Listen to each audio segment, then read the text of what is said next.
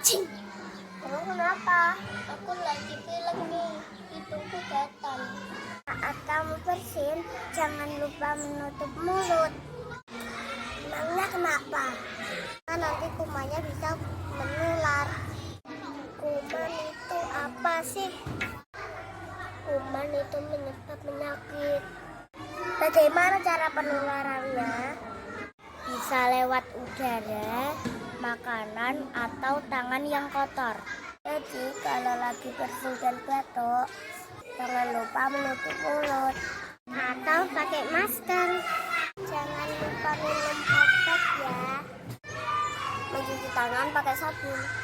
Mencuci buah dan sayur sebelum dimakan supaya kuman tidak menyebar. Kita terhindar dari penyakit. Jangan lupa menjaga kesehatan ya. Dadah.